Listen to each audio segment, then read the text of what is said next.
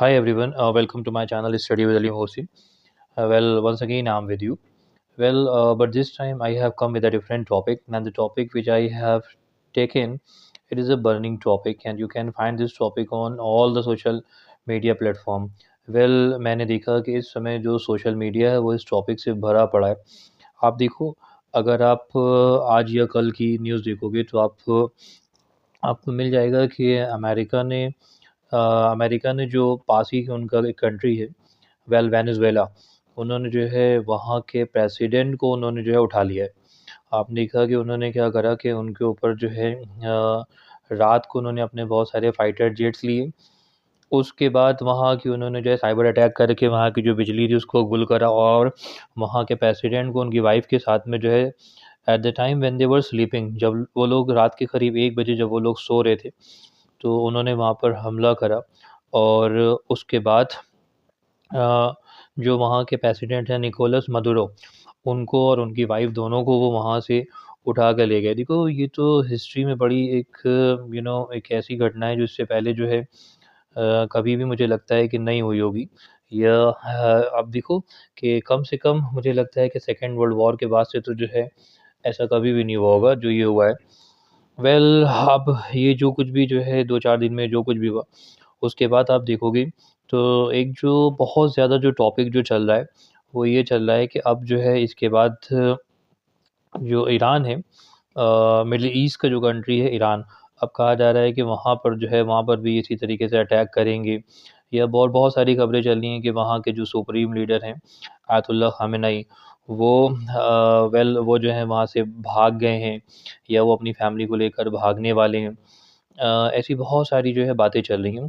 तो थोड़ा-सा मैं अपने हिसाब से जो है इसका एनालिसिस करता हूँ।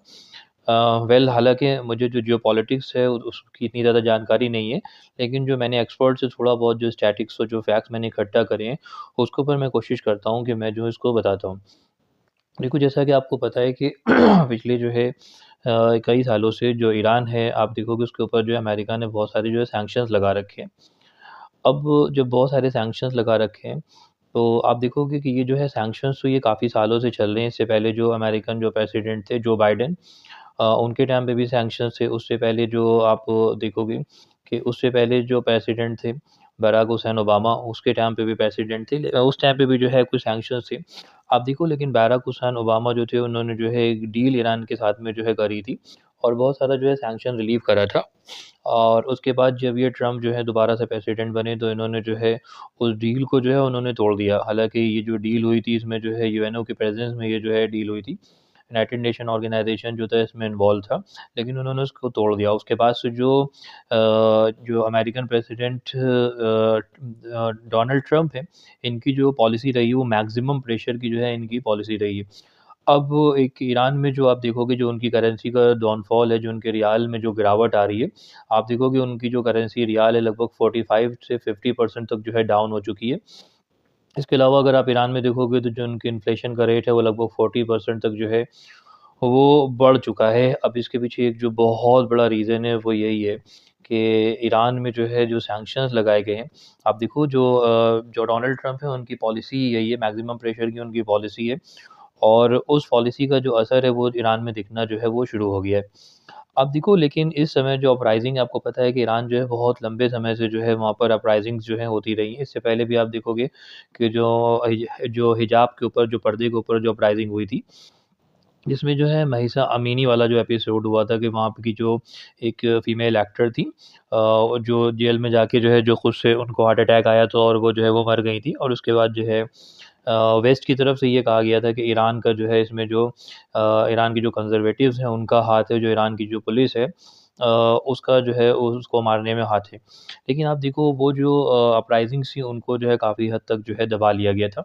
आप देखो, ये जो अपराइज़िंग है ये थोड़ी-सी जो है अलग है। इस बार अगर हम अपराइज़िंग की बात करें, तो जैसा कि आपने सुना होगा कि ये जो अपराइज़िंग है इस बार जो बाज़ारीज़ हैं, यानी कि जो मार्केटर्स हैं, वो जो है बाज़ारी जो हैं वो वो इस बार जो है साथ में आए। इसके अलावा आप देखोगे जो स्टूडेंट हैं जिनको हम कहते हैं जेन ज़ी, जो कि एक बहुत ज़्यादा आजकल फ़ेमस बहुत पॉपुलर टर्म एक यूज़ हो रहा है जेन ज़ी, यानी कि जो स्टूडेंट हैं, वो भी जो है साथ में हैं। सही है, इसमें जो है 3 ग्रुप जो है इस समय सबसे ज़्यादा इन्वॉल्व हैं।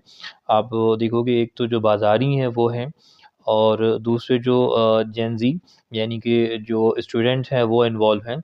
और तीसरे इसमें एक एक जो फैक्टर जो है एक इसके अलावा एक ग्रुप और जो बहुत ज़्यादा इन्वॉल्व है, उसे कहा जा रहा है कि ये कुछ ट्रेन्ड ग्रुप है। आप देखोगे कि कुछ ऐसे लोग हैं, जैसा कि आपने पिछले अभी कुछ दिनों में देखा होगा कि जैसा कि बांग्लादेश में हुआ, बांग्लादेश में आपने देखा होगा कुछ लोग जो हैं बहुत ही ट्रेन्ड लोग हैं, जो कि आते हैं और वहाँ पर जो आप देखोगे कि जो पब्लिक ऑफ़िसेज़ होते हैं, पब्लिक सेक्टर के जो ऑफ़िसेज़ होते हैं उसको या लोगों को मारते हैं उसमें कई सारे आप हमारे देखोगे कि कई सारे हिंदूज़ जो उसमें मरे भी हैं। और जब उनको जो है उनको जब उसको काफ़ी डीप जाके जब देखा गया, तो पता चला कि ये वो लोग थे जो ट्रेंड हुए थे पाकिस्तान में। पाकिस्तान में इनको ट्रेनिंग मिली थी, उसके बाद जो है बांग्लादेश में इन्होंने कई सारे हिंदुओं को जो है मारा। ठीक इसी तरीके से आप देखोगे कि वहाँ पर भी 3 फैक्शन जो है काम कर रहे हैं। एक तो वो लोग हैं जो बाज़ारीज़ हैं, जिनके बारे में वहाँ के जो सुप्रीम लीडर हैं, उन्होंने खुद भी कहा कि मुझे जो है इस बात के ऊपर ताज्जुब है कि इस बार जो बाज़ारीज़ हैं, जिन्होंने हमेशा हमारा जो है साथ दिया है। आप देखो अगर हम बात करें, ये जो बाज़ारीज़ हैं, ये हमेशा से जो है वो आप देखोगे कि जो ईरान की जो अथॉरिटीज़ हैं, अगर हम बात करें कि वहाँ के जो उलमा हैं, यानी कि जो वहाँ के क्लेरिक्स हैं, उनके हमेशा से ये लॉयल रहे हैं और यहाँ तक कि जो कॉन्स्टिट्यूशनल मूवमेंट जो चले थे उसमें भी इनका जो है बहुत ज़्यादा कंट्रीब्यूशन रहा है। अगर हम क बात करें 1951 में मोहम्मद मुसद्दक़ के बहुत बड़े सपोर्टर रहे हैं। उसके अलावा अगर हम देखें जो ऑयल को नेशनलाइज़ करा गया तो उसमें भी बाज़ारीज़ जो थे, उनका बहुत बड़ा जो है सपोर्ट था। इसके अलावा जो है जो मॉस्क हो गई, मदरसे हो गए, उसमें जो है इन्होंने बहुत ज़्यादा इनका कंट्रीब्यूशन रहता है, बहुत ज़्यादा फंडिंग करते हैं। और इनकी जो अलायंस है वो देखोगे हमेशा से जो इनकी अलायंस रही है वो उलमा के साथ में जो है वहाँ के जो क्लेरिक्स हैं उनके साथ में जो है इनकी अलायंस रही यानी कि अगर हम कहें कि ये सुप्रीम लीडर के जो है काफ़ी हाँ, हम कह सकते हैं कि काफ़ी ये लॉयल रहे हैं, लेकिन इस बार जो ये फैक्शन है वो भी साथ में आया है। उसके लिए सुप्रीम लीडर जो है वहाँ के उन्होंने खुद कहा भी है कि ये जो बाज़ारीज़ हैं इनकी जो कंसर्न है वो जेन्युइन है और हम इनसे बात करने के लिए तैयार हैं। और उन्होंने कहा भी कि गवर्नमेंट जो है इनसे बात करे और जो कुछ भी इश्यूज़ हैं जिस तरीके से भी जितने जल्दी हो सके उसको जो है सॉल्व करा जाए। लेकिन जो तीसरा फैक्शन है जैसा कि मैंने बताया कि जो कि बांग्लादेश में हो रहा है, बांग्लादेश में आप देखोगे कि ये पाकिस्तान के ट्रेंड किए हुए लोग हैं, जो बांग्लादेशी हिंदुओं को मार रहे हैं। ठीक उसी तरह से जो आप देखो यहाँ पर जो मोसाद के लोग हैं यानी कि इज़राइल की जो खुफिया एजेंसी है वहाँ के जो लोग हैं वो ट्रेंड करे हुए हैं। आप देखोगे कि बहुत आसानी से ये जो है आप देखोगे कि जगह-जगह पे आर्सन कर रहे हैं, आग लगा रहे हैं। उसके अलावा आप देखोगे जो पब्लिक बिल्डिंग्स हैं उनको तोड़ रहे हैं। उसके अलावा ये गोलियाँ चला रहे हैं, लोगों को मार रहे हैं। तो ये जो तीसरा फैक्शन है ये उन लोगों का है जो जिनको हम कह सकते हैं कि ये मोसाद के जो है ट्रेन किए हुए लोग हैं। अच्छा यहाँ पर थोड़ी-सी कमी अगर हम देखें तो ईरान की थोड़ी-सी कमी रही है कि अपने आप इससे पहले भी देखोगे कि जो 12 डेज़ वॉर अभी ईरान के साथ में हुई जिसमें जो है इज़राइल के साथ में ईरान की जो वॉर हुई, उसमें आप देखोगे कि जो आईआरजीसी के टॉप कमांडर्स थे उनको भी जो है कहीं न कहीं उनकी इंटेलिजेंस की कमी रही या जो है मोसाद बहुत ज़्यादा एक्टिव रहा, तो उसको वो उस टाइम पे भी काबू नहीं कर पाए थे जो और आईआरजीसी के जो एलीट कमांडर्स थे, वो उसमें जो है एक के बाद एक कई सारे मरे और इससे पहले भी आप देख सकते हो कि हम जैसे इस्माइल हानिये जो कि जो है हमास के जो लीडर थे वो वहाँ पर आए और उनको भी जो है प्रॉपर सिक्योरिटी एक तरीके से जो है सिक्योरिटी कंसर्न रही और उनको वहाँ पे जो है मार दिया गया। ठीक इसी तरीके से जो आप देखोगे कि जैसे इब्राहिम रईसी जो है उनका प्लेन क्रैश हुआ, यह ठीक इसी तरह से जो उससे पहले क़ासिम सुलेमानी जो थे वहाँ पे आईआरजीसी के जो कमांडर थे उनको मार दिया गया। तो कहीं न कहीं जो ईरान की जो इंटेलिजेंस है उसकी यहाँ पर कमी रही है। सही है। अच्छा एक बहुत बड़ा जो रीज़न है आप देखोगे कि ईरान में ये प्रॉब्लम आ क्यों रही है। ईरान ने आप देखो जो ईरान का एक सबसे बड़ा इस टाइम पे जो आप कह सकते हो कि जो ऑब्जेक्टिव है वो है कि सेल्फ रिलायंट होना। उन्होंने अपना जो है डिफेंस में बहुत ज़्यादा उन्होंने इन्वेस्टमेंट कर दिया है। अच्छा आप देख भी सकते हो कि ईरान के ऊपर जो है बहुत दिनों से एक खतरा जो है वो मंडरा रहा है। और वो खतरा जो है वो इज़राइल की तरफ से है जिसके लिए ईरान के ऊपर जो है मैंडेटरी हो गया कि वो डिफेंस में अपनी इन्वेस्टमेंट करें। आप देखो उनकी जो है उन्होंने बहुत ज़्यादा अपनी सिक्योरिटी में डिफेंस स्पेंडिंग जो है उनकी बहुत ज़्यादा हो गई है। यहाँ तक कि आप देखोगे कि उन्होंने इस टाइम पे उनकी जो डिफेंस है वो इतनी ज़्यादा एडवांस है कि रशिया जैसे कंट्री को भी जो है वो अपने कामकाजी और शाही ड्रोन जो है वो सप्लाई कर रहे हैं।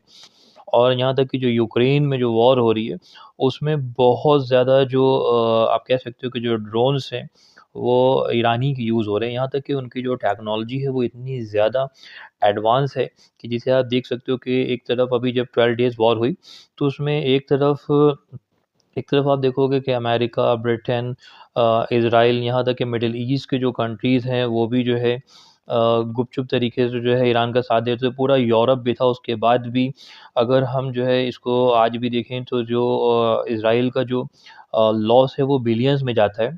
और ख़ुद जो इज़राइल की अपनी रिपोर्ट है उसमें बताते हैं कि 12 डेज़ वॉर में जो है उनके 28 लोग जो थे वो मरे थे। 28 जो लोग थे उनके वो मरे थे।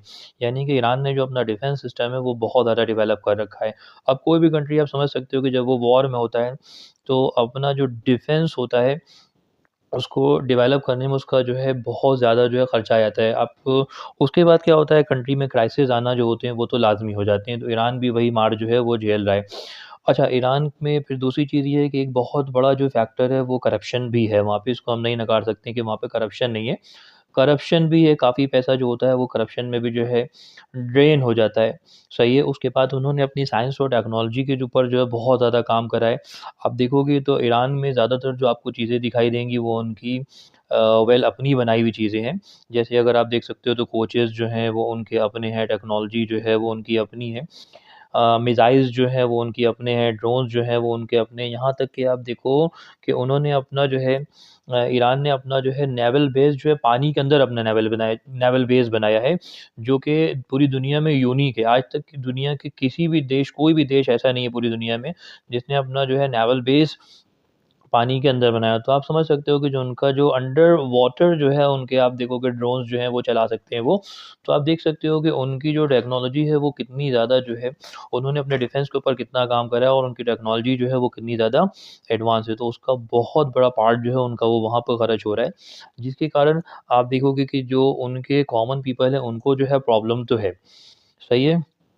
अच्छा, अभी यहाँ पर जो है काम हो ही रहा था। आप देखो जो इनके नए प्रेसिडेंट आए महमूद पेज़ेश्कियान, वो इसके ऊपर काम कर ही रहे थे। इस्फ़ाहान और जो है तेहरान के बीच में एक बहुत बड़ा-सा आप देखोगे इंडस्ट्रियल बेस जो है बनाया जा रहा था। जिससे जो है अगर ये बन जाता तो ईरान के बहुत सारे जो अनएम्प्लॉयड थे उनको एम्प्लॉयमेंट वहाँ से मिल जाती।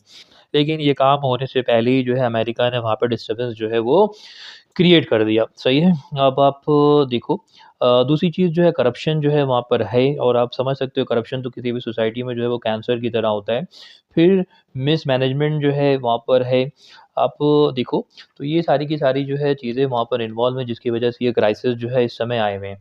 लेकिन इस समय जो चीज़ मुझे डिस्कस करनी है वो मैं ये डिस्कस करना चाह रहा हूँ कि आप देखो कि जैसे बहुत सारे जो है वेस्टर्न मीडिया के मैंने बहुत सारे चैनल्स देखे बहुत सारे मैंने जो है न्यूज़ आउटलेट देखे वेस्टर्न मीडिया मैंने सोशल नेटवर्किंग के ऊपर देखा। मैंने देखा कि इस तरीके से जो है पोर्ट्रेट किया जा रहा है कि अब वहाँ से जो है जैसा कि इन्होंने जो है वेनेज़ुएला में करा है, निकोलस मादुरो को जो है वहाँ से पकड़ के ये ले गए और ऐसे ही ये सुप्रीम लीडर के साथ करने जा रहे हैं कि ये सुप्रीम लीडर को वहाँ से पकड़ लेंगे। और फिर या ये करेंगे कि जो है जो है ये उनको दूसरी तरीके से कोई नुकसान पहुँचाएँगे। तो देखो इसको मैं जो है थोड़ा-सा एनालिसिस इसके ऊपर करना चाहता हूँ। अब देखो मुझे लगता है कि जो सिनेरियो है, वो बहुत ज़्यादा जो है अगर हम बात करें वेनेज़ुएला का और ईरान का जो सिनेरियो है वो बहुत ज़्यादा जो है डिफरेंट है। जो कुछ भी वेनेज़ुएला में हुआ है वो प्रैक्टिकली ईरान में जो है पॉसिबल नहीं है। अगर अमेरिका ऐसा कुछ भी हालाँकि अमेरिका की तरफ से आप देखोगे कि रोज़ जो है धमकियाँ आ रही हैं। अगर हम देखें तो डोनाल्ड ट्रम्प ने जो है अभी भी ये धमकी दी है कि अगर आपने अपने लोगों के ऊपर जो है वेपन्स को यूज़ करा या उनको आपने मारा या उनको जो है प्रेशराइज़ करा, तो हमारी जो उन्होंने इसको यूज़ करा है कि हमारी जो गन्स हैं वो लोडेड है। सही है। आप देखो लेकिन ये जो है अमेरिका और इज़राइल की जो इस तरीके का ये फ़ेवर जब भी इन्होंने जो है इरानियन पब्लिक को ये फ़ेवर करना चाहते हैं, तो ये इनके बैकफ़ायर कर जाता है। सही है, आप देखोगे कि इनके साथ ये उल्टा ही हो जाता है। आप जब इन्होंने ऐसा करा है तो वहाँ की जो पब्लिक है उसको ये समझ में आ जाता है कि ये जो है बाहरी इंटरफेरेंस है, क्योंकि उनकी जो प्रॉब्लम्स है वो जेन्युइन है और जो है अगर आप देखो, कहीं न कहीं मुझे लगता है कि जो ईरानियन जो पब्लिक है वो अमेरिका और इज़राइल को तो बिल्कुल भी टॉलरेट नहीं करती है। हालाँकि उनके ऊपर जो है प्रेशर है, लेकिन यहाँ पर अगर मैं कंपेयर करूँ, जैसा कि मैं कह रहा था, वेनेज़ुएला से अगर मैं कंपेयर करूँ तो देखो, प्रेशर के बावजूद भी अगर हम देखें तो ईरान के बहुत स्ट्रॉन्ग जो है स्टेबलाइज़र हैं। सबसे पहले तो ईरान की अगर हम बात करें तो ईरान की जो सिक्योरिटी ऑपरेटर्स हैं वो बहुत ज़्यादा मज़बूत हैं, वेनेज़ुएला की तरह नहीं है। सबसे पहले आप देखोगे, खुद जो सुप्रीम लीडर के लिए कहा जा रहा है कि ये छोड़ के चले जा रहे हैं, मैं जहाँ तक कि मैंने पढ़ा है या मैंने देखा है, ये मैं अपनी पूरी हालाँकि मेरा एक्सपीरियंस इतना ज़्यादा नहीं है, लेकिन जहाँ तक कि मैं समझ पाया हूँ, मैं आपको इसे मैं चैलेंज के साथ कह सकता हूँ कि ये ईरान के सुप्रीम लीडर कभी भी छोड़ के नहीं जाएँगे। कभी, कभी नेवर एवर वो ईरान को छोड़ के नहीं जाएँगे। आप देखो जो उनके क्योंकि अगर आप देखोगे जो उनकी वॉलंटरी जो उनकी फ़ोर्सेज़ हैं, यानी कि उनकी जो बसीज फ़ोर्सेज़ हैं, वो आप देखोगे कि सुप्रीम लीडर के ऊपर जो है वो बसीज फ़ोर्सेज़ हैं, जो सुप्रीम लीडर की बनाई हुई बसीज फ़ोर्सेज़ हैं। उसके अलावा अगर आप देखोगे, फिर ये जो बसीज फ़ोर्सेज़ हैं, हालाँकि इनके पास वेपन्स नहीं हैं, ये तो कॉमन लोगों की तरह होते हैं। उसके बाद फिर अगर हम बात करें आईआरजीसी, जो कि दुनिया जानती है कि ये बहुत ही ज़्यादा एडवांस फ़ोर्स है। उसके बाद अगर आप देखोगे कि एक जो है बहुत एक अगर आप देखो कि बहुत ही प्रैक्टिकल सा एक रेफ़रेंस है। अगर हम बात करें कि जैसा कि वहाँ पर हुआ कि वो निकोलस मदुरो को उठा के ले गए, उसके बाद ज़रा-सा भी ब्लडशेड भी नहीं हुआ और यहाँ तक कि किसी भी तरीके का कोई रिटेलिएशन नहीं हुआ। लेकिन अगर हम बात करें आईआरजीसी की या बसीज की, तो अपने सिस्टम को लेकर ये जो है बहुत ही ज़्यादा लॉयल है। यहाँ पर किसी एक लीडर की बात नहीं है। दूसरी चीज़ ये है कि अगर हम बात करें ईरान को, तो ईरान इस तरह के प्रोटेस्ट को लेकर, इस तरह की वॉर्स को लेकर बहुत ज़्यादा जो है एक्सपीरियंस्ड है और उसको जो है इस तरह के जो अनरेस्ट है ना, इनको सप्रेस करने का बहुत पुराना एक्सपीरियंस है। दूसरी हम बात करें तो यहाँ पे जो नेशनलिज़्म फैक्टर है, अगर हम देखें तो जब-जब जो है ईरान में कोई एक्सटर्नल थ्रेट हुई है, तो यहाँ पर आप देखोगे कि वहाँ के जो लोग हैं ना, ये बैकफ़ायर कर जाती है। जैसे मान लो आप अमेरिका जो है बीच में बोलता है या इज़राइल बीच में बोलता है या उनके लोगों को अपने फ़ेवर में करने की सोचता है, तो यहाँ पर क्या होता है, ये बैकफ़ायर करता है, वहाँ के जो लोग हैं और ज़्यादा जो है यूनाइट हो जाते हैं। तो अगर यहाँ पर आप देखो, ट्रम्प किसी तरह की बयानबाज़ी करते हैं या जो है नेतन्याहू या रूबियो, पोम्पियो, इन लोगों की तरफ से जो किसी तरह की जो है बयानबाज़ी हो, तो मुझे लगता है कि ये और बैकफ़ायर कर जाएगी, ठीक है? इसका जो है ये और काउंटर प्रोडक्टिव होगी, राइट? और अगर हम बात करें, हालाँकि बहुत सारे जो इरानियंस हैं वो अपने रिजीम को जो है वो अपोज़ कर रहे हैं, लेकिन वो फिर भी किसी फ़ॉरेन जो है पावर का, किसी भी फ़ॉरेन का जो है वो इंटरवीन यहाँ पे नहीं चाहते हैं, किसी भी तरीके का वो इंटरवेंशन जो है यहाँ पे नहीं चाहते हैं। तीसरी चीज़ अगर हम बात करें तो रिजीम की जो एडैप्टेबिलिटी जो है, ये यहाँ पर बहुत ज़्यादा इम्पोर्टेंट है। आप देखोगे जो इरानियन रिजीम है, वो मीडिया को पूरी तरह से जो है कंट्रोल करता है, इंटरनेट को कंट्रोल करता है। जैसा कि आप देखो, अभी कुछ दिन पहले जैसा कि जो है नेपाल में हुआ था, नेपाल में आप देखो कि उन्होंने क्या करा, वहाँ पर जो है जो कुछ भी जो गवर्नमेंट के खिलाफ जितना भी प्रोटेस्ट हुआ था, वो मीडिया के थ्रू ही फैला था। लेकिन अगर हम बात करें ईरान की, तो वहाँ पर इंटरनेट जो है वो पूरी तरह से गवर्नमेंट के कंट्रोल में है। उसके बाद वहाँ की जो जुडिशरी है, उस पे बहुत अच्छा कंट्रोल है, सही है। उसके बाद अगर हम बात करें तो ईरान के लिए कोई ये नई बात नहीं है, 1979 से ईरान जो है सर्वाइव करता चला है, यानी कि रिवॉल्यूशन के बाद से ही। आप देखोगे फिर उसके बाद उसने इराक से जो है सालों-साल जो है जंग लड़ी है, सालों-साल जो है वॉर लड़ी है। उसके बाद अगर हम देखें तो प्रोटेस्ट उसके यहाँ जो है नए नहीं है। इससे बहुत बड़े प्रोटेस्ट जो हैं अहमदीनेजाद इससे पहले जो थे उनके टाइम में हुए हैं। फिर अगर हम महीसा अमीनी वाले प्रोटेस्ट की ही बात करें, तो शायद मुझे लगता है कि इससे बहुत ज़्यादा बड़ा था।